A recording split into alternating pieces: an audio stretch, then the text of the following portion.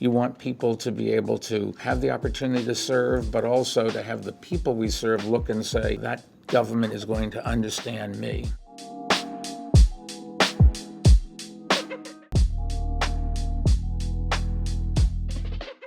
Welcome, Mayor. Thank you. Good to see you again. We're going to start with one question that we're asking every single candidate. Let's fast forward. You've been elected President of the United States of America. What are the 3 things that women can expect you to do and hold you accountable for? One thing, trying to codify Roe v. Wade into law so it can't be taken away by somebody else. I think that's the most important thing that we can focus on. 2, legislation, I think, that has a requirement that you pay men and women equal. And then making sure that in my government there are 50% women. If 50% of the country's female, I think 50% of the government should be female.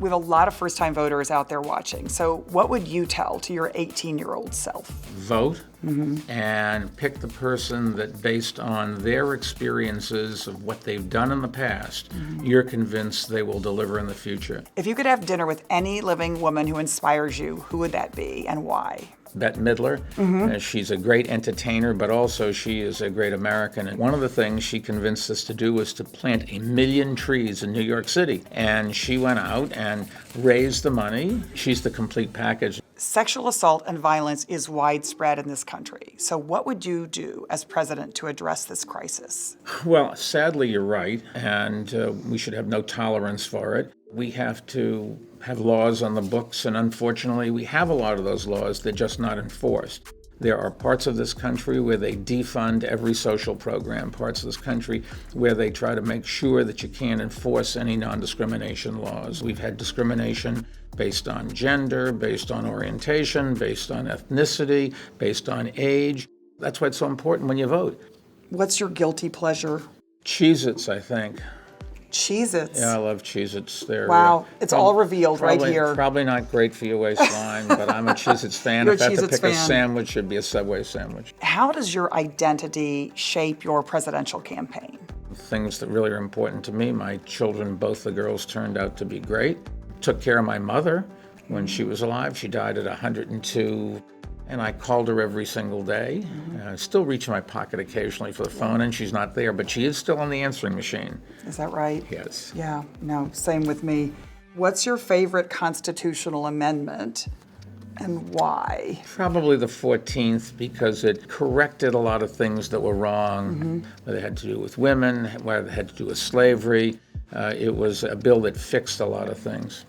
What is your top priority for furthering women's reproductive rights if you're elected president? Number one, you have to guarantee the rights. So that's Roe v. Wade and any other discriminatory laws. Number two, making sure that everybody can get medical care. So women in the U.S. make overall 82 cents on the dollar to white men, but of course it's much, much worse for Black women, for Native American women, for Latina women. So what would you do as president to address equal pay in the United States of America? I think it's two things. It's equal pay for the same job with the same longevity. But the other thing that is more important, or as important, is giving the opportunity for women to move up, because as you move up in the chain, the compensation is higher. So saying we pay the same for men and women is one thing, and it's good, but it's certainly not adequate. You have to make sure that people can move up into more responsible roles where the compensation is greater. An issue that comes up everywhere, but not on the debate stage, is the lack of affordable childcare in this country and the lack of any paid family leave. So what would you do as president to address these critical issues? I think you judge somebody not by how they answer a question like that, but what they did when they faced the situation.